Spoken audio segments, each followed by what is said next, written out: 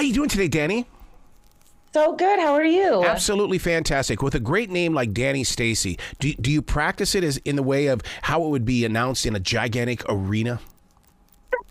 I mean, look at your name is Arrow Collins. You should be talking. I haven't exactly envisioned that, but I will say I got pretty lucky with a pretty cool name. I will say that. Well, it's marketable. I mean, when I saw your name, I'm going, oh man, you could do so much with this. Well, what are you thinking? Well, I mean, because nowadays, I mean, you've got to be a communication specialist with everything. And so when it comes to marketing and things, I mean, just the design of it on stage. I mean, do you just put Dani up there on the stage? I mean, like the group Kiss. And now let's talk about social media in the way of, how do you make that connection and keep those people, engaged in what you're doing? I usually do the full name Dani Stacy. And when it comes to social media, I've been told, wow, you have a great strategy. And I'm like, please explain to me what that strategy is. I have no idea what I'm doing. I think it's because you know who your fans are. And therefore you can go and basically you're giving them exactly what they want. Well, that is good to hear. Thank you. Do you think that comes from your open mic sessions and your jam sessions? I mean, when I read about that, I'm going, oh, my God, the next Sheryl Crow is here.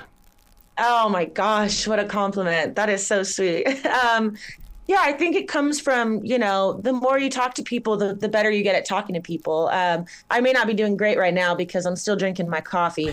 But yeah, I think I genuinely care about the community and I genuinely care about helping other artists and other musicians. So I try to do for other people what I would hope they would do for me, Well, yeah, because you reinvest your energy in people with Artist Brew.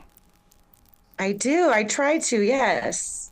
And when you do Artist Brew, I mean, there's always those people that were hiders. They stayed in their bedroom, and all of a sudden they heard about Artist Brew and go, I got to give it a shot. I'm scared. Yeah. Yes, that's absolutely true. There's people that are like, I've never done anything like this before, whether it be the musicians that we have out or the artists and like the local vendors. And it's smaller scale, so it's not as intimidating as like a whole like craft show festival, but still you have to have enough pieces to set up a table. So it's a great way for people to get into it and start selling their art, and people deserve to make money off their art. Not enough people do. Yeah, because even when I was putting my art out in galleries, those curators and things, what they would do is they would take 37% right off the top. And, when they say starving artists, they mean it. Oof. Because, I mean, they're taking everything away from you before you even make it. Yeah, that's rough. That's rough. How do you deal with that? Because it seems like, you are the magnet and everybody's being, glued to you and they want something. Oh, man. I don't even know how to answer that.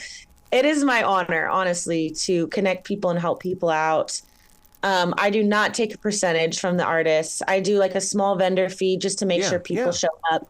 It used to be completely free, and then it would just be like everyone showed up and it was too many people or not enough people showed up and it was just messy. I was like, okay, we have to have committed people here. But yeah, I think I even struggle with venues taking percentage of merchandise for musicians. It's hard or pay to play. It's rough. It's rough out here. Yeah. How come there's never been a song written about the traffic in Nashville? You're living right there in that mess. Oh gosh, I should write it today. I'm sick of it. Oh my God. It's like you have to stop and get your food somewhere because you're going to be on that road for a long time. I moved here. I lived in LA for a while and I was looking forward to less traffic and I was wrong. Do you still own your first guitar? Because I still have my Ibanez Flying V when I was 17 years old. I do. I have it sitting around somewhere and I had a bunch of people sign it at the show. And who knows? Those names could be worth money at this point, but they're just my friends mostly.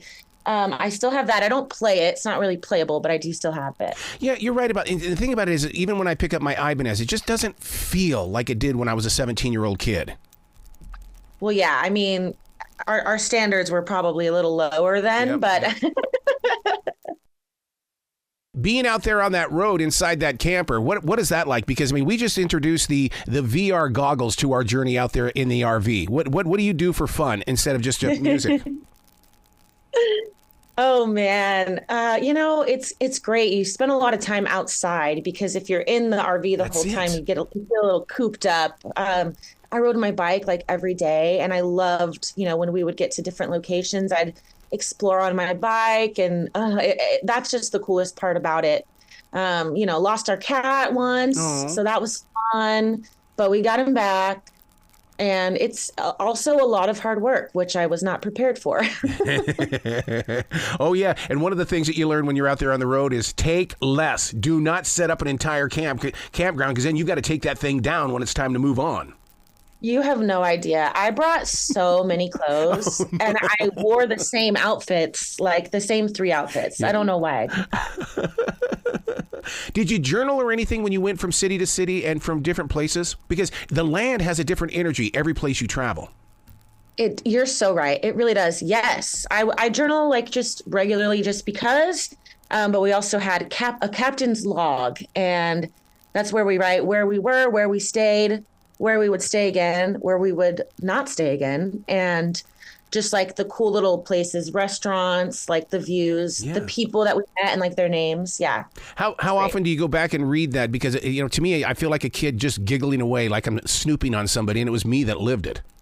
That's so funny. Usually I'll open it back up when we get back on the road, and I'll say, where did we stay? Where did we go? Where did we not drive through again? Yeah. Oh my God. Is there a winning formula to writing music today that someone can be a total standout?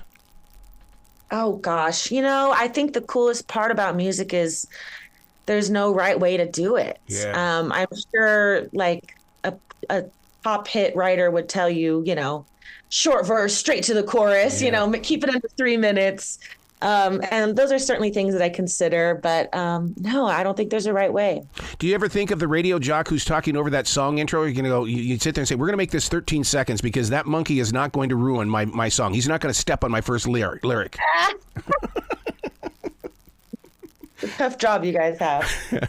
Yeah, you have to think on your feet, man, but you got to be ready. Oh my gosh, I know.